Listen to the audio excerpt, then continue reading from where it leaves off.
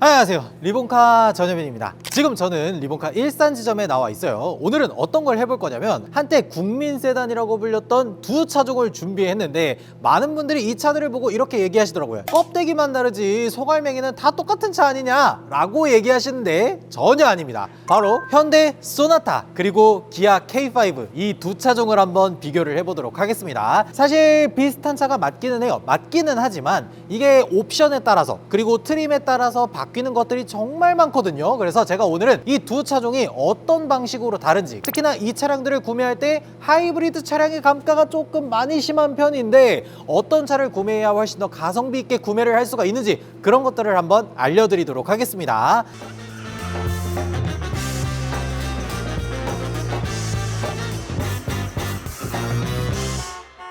제일 먼저 이 앞에서 디자인이나 이런 것들만 간단하게 먼저 보면 소나타는 정말 환골탈태를 했죠. 디자인 정말 많이 바뀌었습니다. 이걸 기억하시는 분들이 계실지 모르겠지만 소나타가 처음에는 르필로즈라는 컨셉트카로 나왔었어요. 그때 그거 보고 나서 사람들이 다 어떻게 했냐면 현대가 드디어 디자인에 미쳤다, 이렇게만 나오면 나 무조건 산다, 이렇게 했었는데 나오고 나니까 메기타였어. 그래가지고 아주 그냥 판매량이 쭉쭉 내려왔죠. 그리고 나서 결국엔 페이스리프트를 이런 식으로 했습니다. 굉장히 페이스리프트를 잘했다라고 얘기를 할 수가 있겠죠. K5도 한번 보면요, K5는 3세대 DL3 디자인이 워낙 예쁘게 잘 나왔었기 때문에 기존 얼굴이 워낙 예쁘다 보니까 약간 화장을 아이라이너만 위로 살짝 그어놨어. 그래서 여기 보면은 원래 있던 요 DRL에다가 위쪽으로 이렇게 살짝 하나 더 올려놨어요. 그리고 뭐 앞에서 그릴이라든지 뭐 이런 것들만 살짝 다른데 워낙 3세대 풀체인지가 정말 디자인이 예뻤기 때문에 그 외에 딱히 손을 대지는 않은 그런 모델인 걸 볼 수가 있어요. 요 두 차량을 놓고 딱 봤을 때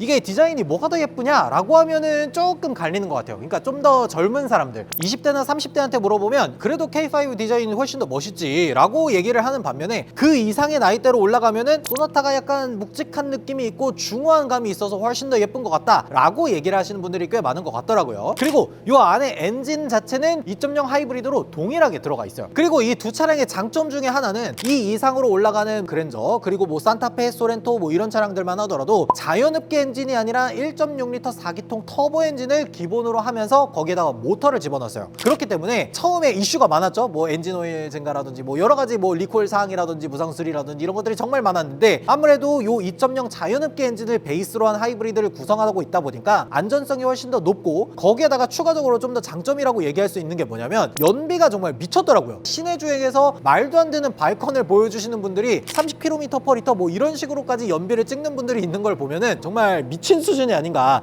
엄청난 장점이라고 할 수 있지 않나 그런 생각이 들더라고요. 그리고 뒤쪽에서도 한번 보면요, K5를 먼저 한번 보면 뒤쪽에서 제일 먼저 볼 수 있는 거 뭐 이런 하이브리드 배지라든지 이런 것들 볼 수 있고 뒤쪽 디자인이나 이런 것들도 기존 대비해서 꽤 많이 변한 편이에요. 저는 개인적으로 페이스리프트 된 게 조금 더 낫다라는 생각을 하긴 해요. 두툼하게 들어가 있으니까. 그리고 요게 이제 진짜 중요한데 예전에는 중형 세단에는 트림을 뭐 인스퍼레이션 올리고 옵션을 넣고 뭐하고 한다 그래도 전동 트렁크를 안 넣어줬습니다. 근데 지금 여기 보면은 이렇게 전동 트렁크가 들어가 있죠. 이거 순정으로 들어가 있는 겁니다. 이게 이제 진짜 재밌는 부분이 뭐냐면 소나타를 본 다음에 설명을 좀 드려보도록 할게요. 소나타를 보면은 페이스리프트 하기 전에 소나타 형상들이 어느 정도는 남아 있습니다. 에어로다이내믹을 위해 이렇게 약간 볼륨을 줬던 스포일러라든지 이런 것들이 그대로 남아 있죠. 그리고 뒤쪽에서는 심리스 호라이즌 디자인이라든지 크게 봤을 때 H자 형상으로 돼 있다든지 뭐 이런 것들 그대로 돼 있지만 어지간한 것들은 정말 다 바뀌었다라고 얘기를 할 수가 있어요. 그리고 트렁크 딱 열어서 보면은 전동 트렁크가 소나타에도 들어가 있습니다. 근데 이게 진짜 큰 차이가 뭐냐면 지금 제 옆에 있는 이 소나타 같은 경우에는 중간급 트림 익스클루시브고 제 왼쪽에 있는 이 기아 K5 같은 경우에는 풀옵션 트림 시그니처 트림이거든요. 이 소나타 익스클루시브 같은 경우에는 익스클루시브 외에 다른 옵션을 더하지 않더라도 기본적으로 전동 트렁크가 들어가 있는데 K5 같은 경우에는 중간 등급 노블레스 정도를 선택하게 되면은 전동 트렁크가 빠져 있습니다. 스마트 커넥트를 선택해야 저 전동 트렁크가 들어가요. 그리고 진짜 재미있는 건 실내에서 차이점이 꽤 많거든요.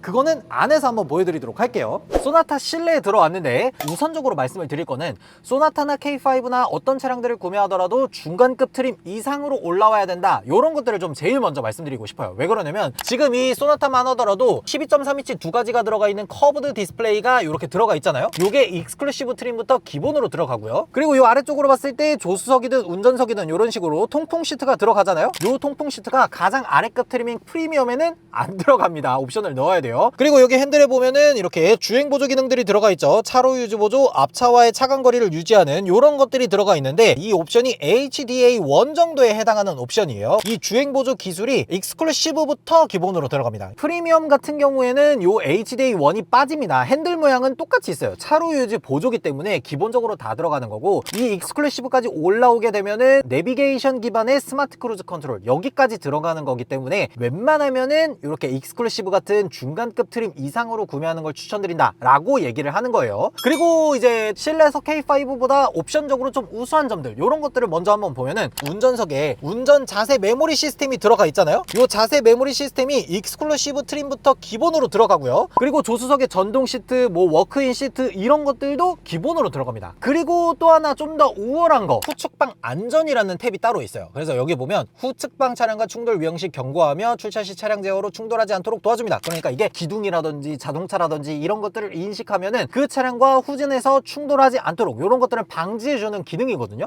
이런 것들이 기본적으로 익스클루시브부터 들어갑니다. 그러니까 소나타 같은 경우에는 시트 옵션, 안전과 관련된 편의사양 옵션, 그리고 전동식 트렁크 요렇게까지 해서는 소나타가 K5 대비해서 같은 트림이라고 하더라도 훨씬 더 좋은 옵션이 들어간 그런 것들을 알 수가 있어요. 그리고 K5도 실내에 타봤는데요. K5도 마찬가지로 최소한 중간급 트림 이상, 노블레스 이상으로 구매하시는 게 좋아요. 똑같습니다. 소나타랑 뭐 HDA1이라든지 안전과 관련된 옵션들 이런 것들 때문에라도 최소한 노블레스부터는 구매하시는 걸 추천을 드릴게요. 근데 지금 제가 타고 있는 차 같은 경우에는 풀옵션 정도에 해당하는 차량입니다. 거의 모든 것들이 다 들어가 있다라고 보시면 돼요. K5 같은 경우에는 좋은 점들이 이런 게 있습니다. 지금 여기 보면 이렇게 통풍 시트가 들어가 있잖아요. 소나타 같은 경우에는 최소한 익스클루시브까지 올라와야 통풍 시트가 들어가는데 K5 같은 경우에는 가장 아래급 트림에서도 통풍 시트가 기본으로 들어가요. K5의 장점 중에 하나가 또 뭐냐면 후진 기어를 넣었을 때 이렇게 어라운드 뷰가 들어가 있잖아요. 소나타 같은 경우에는 익스클루시브를 고르더라도 요 어라운드 뷰가 기본으로 들어가지 않는데 K5 같은 경우에는 요 노블레스부터 기본으로 들어간다는 거,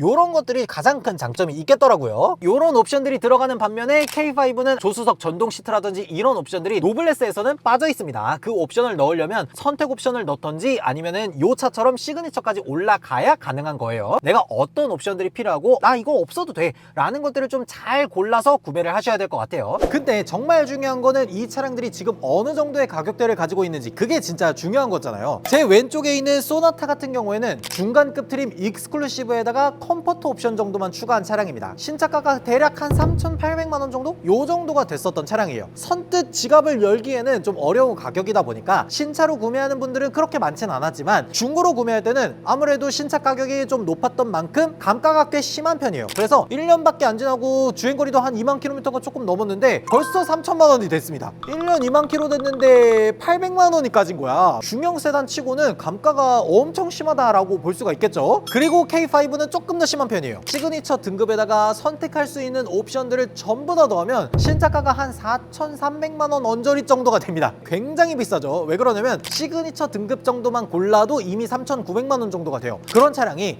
지금으로부터 한 2년 정도 지나고 주행거리도 3만 킬로미터 좀 넘었는데 지금 가격이 3천만 원이 됐어요. 2년도 안 지났는데 감가가 1,300이면 아니 너 감가가 너무 큰 거 아니야? 그러니까 보통 우리가 현대기아고 하이브리드고 이런 것들을 생각하면 감가가 거의 안 된다 뭐 이런 것들을 생각을 하잖아요. 근데 K5나 소나타 같은 중형 세단 하이브리드는 생각보다 감가가 굉장히 크다, 이런 것들을 알 수가 있는 겁니다. 그래서 오늘 여러분들한테 소개해드렸던 이 K5나 소나타 같은 이 중형 세단은 신차로 구매할 때는 뭐 연비도 좋고 승차감도 좋고 중간에 엔진도 꺼졌다가 전기차처럼 운행되고 뭐 이런 것들 다 좋아, 알겠는데 너무 가격이 비싸기 때문에 선뜻 지갑을 열 수가 없었지만 지금 이렇게 한 1, 2년 정도 된 중고차들 같은 경우에는 신차 대비해서 감가율이 워낙 크다 보니까 아니 1.6 터보 이런 거 구매할 바엔 이렇게 자연흡기 들어간 모델을 사는 게 낫지 않나?